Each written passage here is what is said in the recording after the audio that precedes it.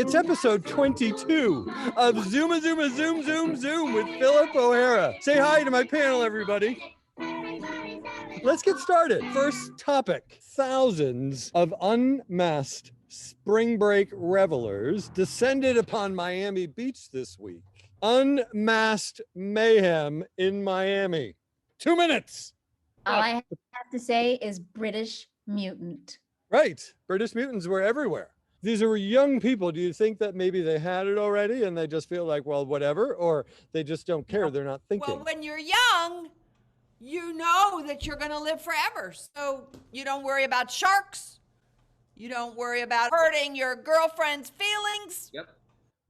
You don't worry about making fun of your girlfriend if she doesn't look good in her bathing suit. That's true. I have bad memories of Miami Beach. Yeah. Thing is, you know, when I look at Miami Beach and what is going on and the carelessness, the true lack of empathy made me go, maybe you should stay in Germany. Well, you know, I mean, there are parts of Germany that are disappointing. It took a pandemic for Germans not to touch you in the grocery store line. What? Germans, if you're in the grocery store in Germany, before the pandemic, people were always touching you. They stand like right behind you and they're touching you. And you're like, why are you touching me? We're in the grocery store. Karen, not to put you on the spot here, but that seems really culturally insensitive that you weren't touching the other Germans. Oh. If I were to move to another country and potentially a different culture, that it would be my responsibility to learn the language and make sure to touch as many people as humanly possible. I'm not saying Karen is a racist, but I am saying that if I was a German in a grocery line and I was not being touched by Karen, I might have a few uncomfortable thoughts about it. But you're trying to say that Karen is a germaphobe and a Germanophobe? I do think Karen has Germanphobe tendencies. Karen, is it the germs or the Germans you don't like near you? Well, I'm not saying it's either. I don't like germs, but what I'm saying is that regardless of whether it's Miami or Stuttgart, there are idiots everywhere. It's kind of hard to just say that Germans are that way across the board. I became very, I wouldn't say intimate, but I became very close to a woman named Heike, who is German, in a surveys course I took, and she never touched me, ever. Next topic.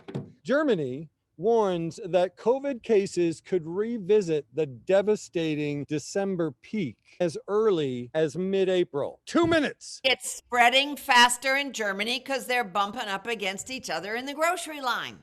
That's probably why it's happening. Everything else is closed down. Only thing open is the grocery stores. So bumping in the grocery stores again. Look, I'm willing to admit I was wrong. If I could go back in time, I would not have supported Biff saying to Karen that she was being culturally insensitive by not bumping into Germans in the grocery store, because it now seems like that might be the culprit.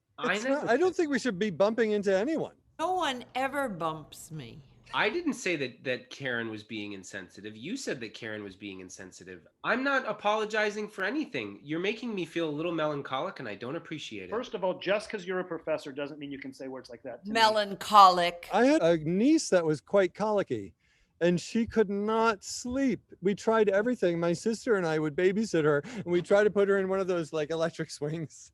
Yeah. And then we thing that vibrated like an automobile, and that was supposed to help. Nothing did. She just cried and cried because she was colicky. And I believe Biff is saying that you're making him feel like that, Matt Steiner. All right. James Wright, time's up. Bad guy now. Matt Steiner's having a crisis of faith. I just don't feel like there is a place for me anymore, and I'm not quite sure what to do with those emotions. We're thinking it over. We talk about it behind your back. You know, there's phone lines you can call when if you feel like you're on the edge, you know, and you're not sure what to do. There are people that can help. Matt, one thing that works for me, I don't know if you sing, but sometimes when I feel upset or angry, I like to take a moment and just sing myself a little song. That would be a nice way to finish. When you feel so mad that you want to roar, you take a deep breath and count to 4. I didn't take the breath yet. I always forget that. Start again. Can we all take the breath together? When you feel so mad that you want to roar, take a deep breath. count to 4. 1, 2, One. 3. 2, 3, It's very slow. 4. 4.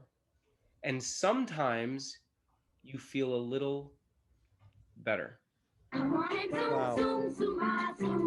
Thank you. Karen. Thank you, Biff. Karen. I actually do Good feel out. kind of good.